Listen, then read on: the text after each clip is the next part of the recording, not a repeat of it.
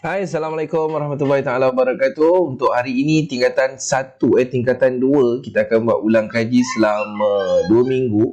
Kita buat revision untuk tingkatan 1. Sebelum itu saya ucapkan terima kasih kepada Cikgu Nathan kerana memberi peluang kepada rakan-rakan guru RBT yang lain untuk berkongsi slide. Baiklah anak-anak murid yang saya kasihi sekalian, hari ini kita nak buat revisi ataupun recall balik apa yang kamu telah belajar pada tahun lepas, iaitu reka bentuk fashion. Baik, dalam tajuk reka bentuk fashion ni kamu akan belajar takrifan reka bentuk fashion, menyenaraikan jenis reka bentuk fashion, teknik cantuman, penggunaan alatan, kemudian hasilkan dua lakaran, analisis elemen, membincangkan jenis bahan, dan terakhir menghasilkan reka bentuk fashion berdasarkan lakaran yang dipilih. Baik, kita tengok satu persatu. Baiklah, fashion merujuk kepada gaya atau style serta tingkah laku yang diterima menjadi popular pada satu-satu masa. Kamu semua sudah maklum lah, kamu sekarang berumur 14 tahun, mungkin dah kenal fashion. Memang dah kenal fashion. Kita ada fashion daripada barat, daripada Korea, okey, daripada Malaysia sendiri, lokal. Bagaimana fashion itu menjadi satu budaya ataupun ikutan kepada semua. Okey, baik, seterusnya takrifan reka bentuk fashion itu sendiri merupakan suatu proses ataupun bidang seni yang mengaplikasikan idea pada sesuatu reka bentuk atau rekaan pakaian, aksesori. Dia merupakan satu proses, proses untuk kita menghasilkan fashion itu sendiri, hasil daripada idea kita sendiri. Idea itu datang secara tiba-tiba, kemudian bagaimana kita olah idea tersebut menjadi sebuah rekaan pakaian ataupun aksesori. Itu maksud reka bentuk fashion. Baiklah, seterusnya kita tengok bidang kerjaya. Oh, tak nampak kat sini. Saya boleh letakkan kat sini balik. Okey, bidang kerjaya dalam reka bentuk fashion ni kalau sangat meluas. Kalau dulu reka bentuk fashion ini bukan dipinggirkan lah, tapi bukan satu kerjaya pilihan. Tetapi sekarang fashion ini telah menjadi satu kerjaya pilihan. Kalau kamu tengok dekat Astro, projek runway dan sebagainya, bagaimana pereka-pereka fashion itu diberi masa dalam masa yang tertentu untuk menyiapkan satu fashion, kan? Kita tengok contoh kerjaya yang ada dalam bidang reka bentuk fashion ini. Yang pertama kita ada fashion designer lah, fashion designer. Kalau dekat Malaysia yang popular, siapa nama dia? Seingat saya lelaki. Siapa yang nama yang lelaki tu? Yang kawan Fazura tu, siapa nama dia? Rizman Ruzaini. Terpaksa tanya orang rumah. Rizman Ruzaini. Tapi rata-rata fashion memang lelaki lah, kita tak nafikan. Ada juga perempuan yang menonjol. Tetapi dalam dua bidang ini, kalau kamu tengok fashion dengan juga masakan, lelaki lebih menonjol. Itu saya rumah kata macam tu. Alright, tak dengar kan? Alright, seterusnya kita ada peramal fashion, fashion forecaster. Yang ni bukan kaleng-kaleng lah orang kata. Dia ni ada satu pengikut ataupun follower yang begitu ramai, yang menjadikan beliau ini sebagai satu idola. Dia telah meramalkan mungkin pada tahun 2025 fashion ini akan meletup dan sebagainya. Ini fashion. Gaji tak payah nak cerita lah. Kemudian kita ada tenaga fashion ataupun guru lah, teacher, lecturer dan sebagainya. Dan yang kita ada perunding image consultant. Image consultant ni kadang orang yang mempunyai banyak duit mungkin, ataupun tak banyak duit pun tak apa, tapi untuk dia mungkin dia tak ada confident, tak ada rasa confident untuk berada di halayak ramai. Jadi dia hire perunding image bagaimana untuk mengenakan pakaian mengikut cutting tubuh badan beliau, macam tu. Alright, seterusnya kita tengok Okey, menyenaraikan. Okey, saya letak kat sini pula lah kamera saya boleh nampak Okey, menyenaraikan jenis reka bentuk fashion. Okey, fashion ni terbagi kepada dua kamu tahu. Pakaian ditakdirkan sebagai penutup kepada badan dan anggota badan seperti tangan, kaki dan kepala Kemudian aksesori pula merujuk kepada benda yang dipakai oleh individu sebagai hiasan tambahan pada pakaian. Okey, saya nak tanya untuk perempuan, murid-murid perempuan. Kamu bertudung itu aksesori ataupun pakaian? Okey, tudung itu sendiri adalah pakaian. Tapi sekiranya saya mengenakan topi pada kepala botak saya ni, okey, alright, ini menjadi satu aksesori. Kan? Saya ingat lagi zaman kegemilangan hip hop. Kita ada hip hop. Kemudian macam-macam gaya snapback ni kita pakai kan untuk menjadi ikutan pada ketika itu alright, seterusnya kita tengok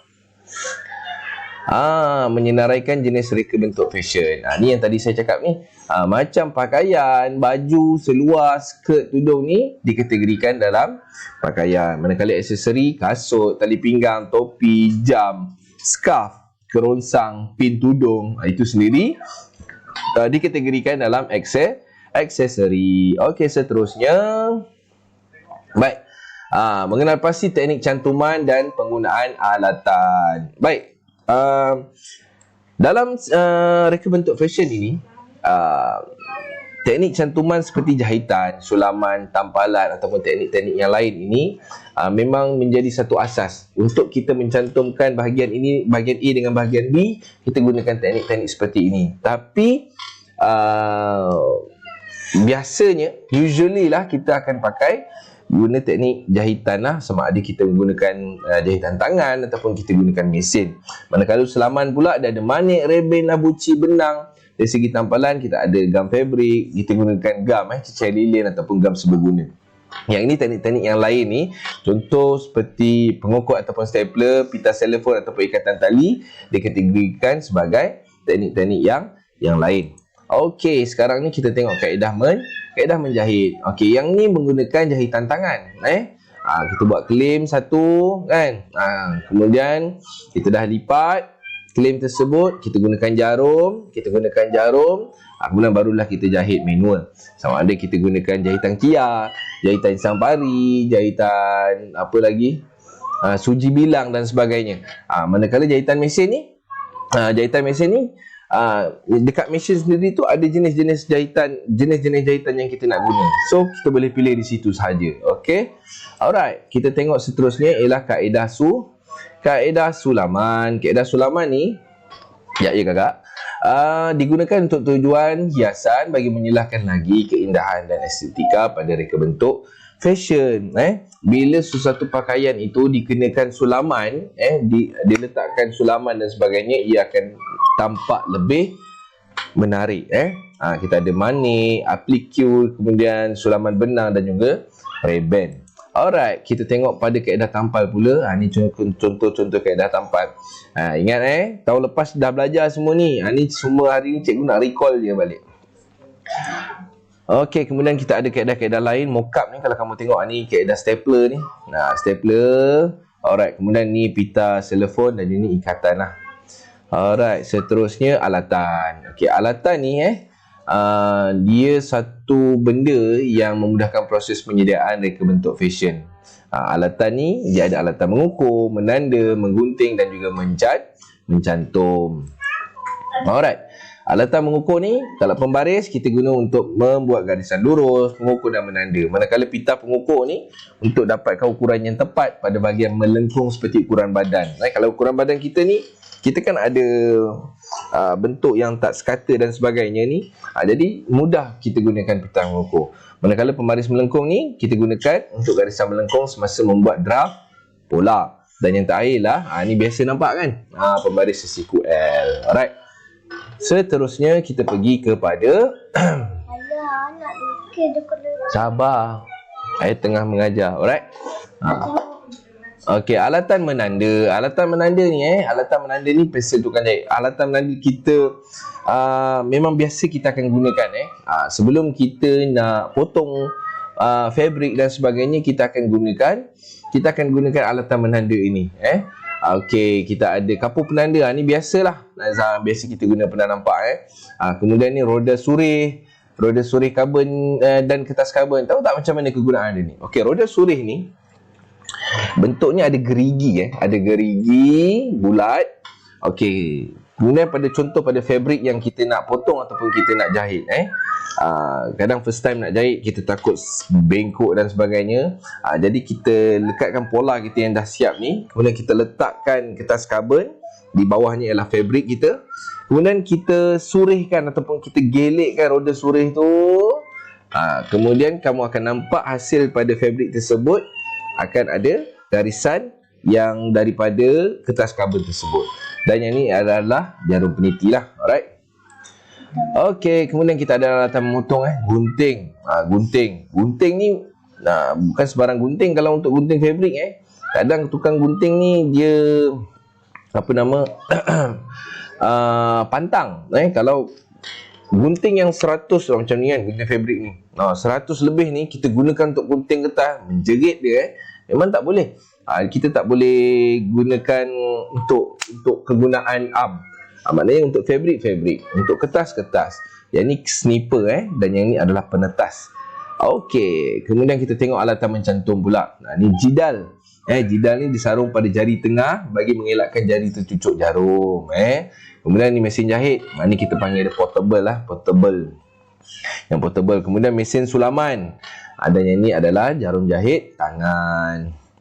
Okey, seterusnya ni adalah tweezer, membantu masukkan benang dalam jarum tapi kalau saya nak masuk benang tu kita potong benang tu, kita basahkan dengan air liur kita sikit, lepas tu baru kita masukkan pada lubang pada jarum tersebut.